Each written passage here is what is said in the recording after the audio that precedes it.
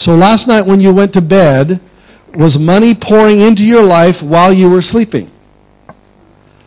Some of you had said yes. Yes, I had an internet to website that was marketed to the rest of the world, and then while I was sleeping, I had 4 or 5 or 10 offers that were things that I sold and purchased. That you sold. I mean, that's how you make money 24 hours a day. Some of you will have investments that generate streams of income while you sleep. The bottom line of our conversation is that you have to have multiple streams of income while you sleep. A lot of businesses require you to be there all the time. Like our taxi driver. If he doesn't get in that taxi and work on that taxi 12 hours a day, he doesn't make his 2,000 ringgit. As soon as he doesn't show up for work that day, they give his car to somebody else, and he has to be there every single day.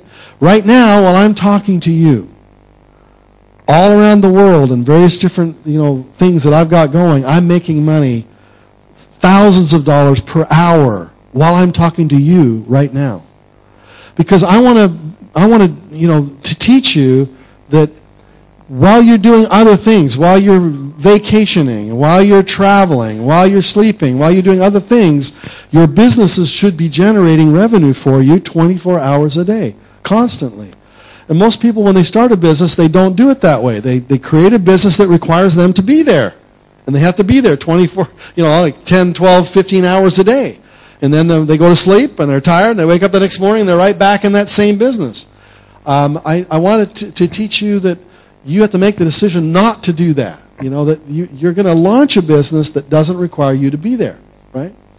That doesn't mean you won't work hard for 2 or 3 years maybe, constantly in that business. But then eventually you need to pull yourself back out of it, let somebody else run it, manage it for you.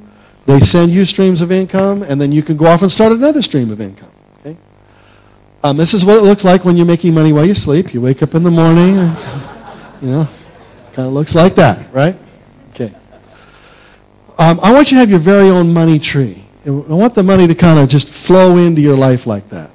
And it's there's in my home, there's this big, beautiful money tree growing right in the center of our house. And we place these little baskets all throughout the house, right below where the money starts to fall out of the tree, and the money falls down. These $100 bills start landing in the baskets that we placed all throughout the home. When the money, these money fruits, they ripen, and then when they ripen and pop open like that, the money starts to flow out. And when you walk through my house, you hear this sound. You'd think it'd be a very, like a very annoying sound, but it's actually a very soothing sound when you hear that sound. I want you to have a tree like that, it's taken me 30 years. I've been doing this for a long time. So I've got streams of income all kinds of different places. Some of you are just getting started. You're brand new at this. And so for you, if you'll be working hard at it like I did when I got started, but now the streams of income are just pouring in and these popping sounds. I want you to have a tree, a money tree. I want you to imagine planting a money tree seed in your house today. And then you're going to nurture it, you're going to fertilize it, you're going to water it, and it's going to start to grow. And I want you to hear that sound. Let's make that sound together, okay? Let's make it right now. That's what I call the money tree sound. And I know it's kind of simple, kind of funny, maybe kind of simplistic. But most people, when they start a business, they don't think about what it's going to take to keep that business going. And what I'm going to challenge you to do is to don't start a business. Don't launch anything that's going to constantly require you to be there, Like, for instance, when I write a book, and I write a best-selling book, I work hard at it. The Cash in the Flash book, it took me 6 months of intense writing.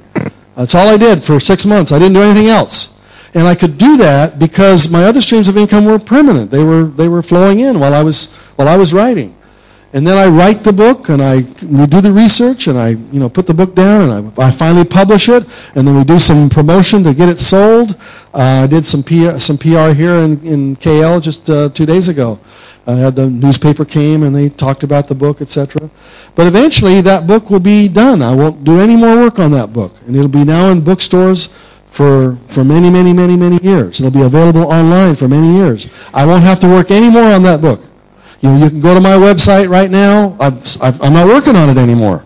You can click on the link, you can download the book, or you can buy the book, and so I can make a sale without having to work at it anymore. I want each of you to think about that mindset, the way you want to think about wealth. Now, why have I learned this lesson? Okay, this is my car. It's my beautiful Lexus. I love it. 3 years ago, actually 5 years ago, I was driving home from a seminar that I was teaching, and it was raining very hard, and I fell asleep. And I went off the road at high speed, and I ran into a tree. And it almost killed me. I mean, the beautiful car turned into, met this tree head on at high speed. And this is my car.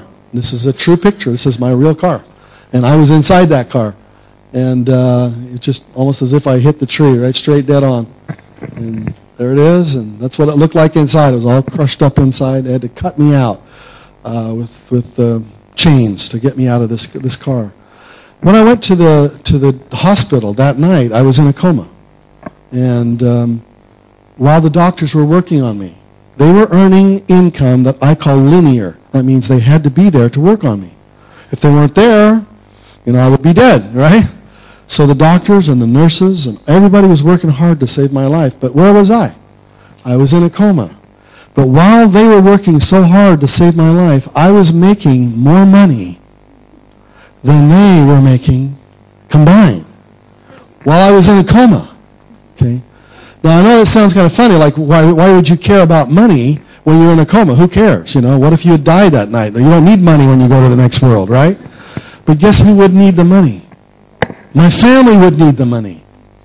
And I was so happy when I finally woke up from the coma to realize that I had set things up. It had taken 10 years to set it up so that my family would be able to survive, not just with insurance that I would provide, but there would be constant streams of income coming into their life, into my children's lives, and my grandchildren's lives, my great-great-grandchildren's lives, for decades after I pass away. We make these residual streams of income not just because we want to become financially free and do what we want to do. We're doing it because we want our families and our posterity and our legacy to be taken care of. And we want to have those things that we believe in, those charities and those causes and those philanthropies and those churches and those spiritual ideas and those other people who need money more than we do. We want those causes to be taken care of even though we are not here, even though we might be asleep forever, I believe there is another life. I do. I believe that there is a higher power. How many of you believe in a higher power? May I see raise your hands on that?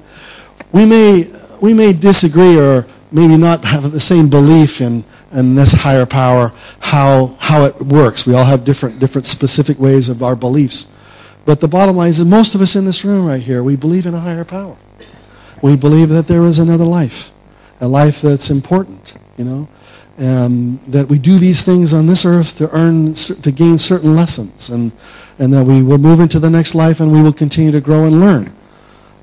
What we want to make sure is that we not only earn our money here, we earn it in an enlightened way, and we earn it in ways that flow in when we're no longer here to make the money flow in.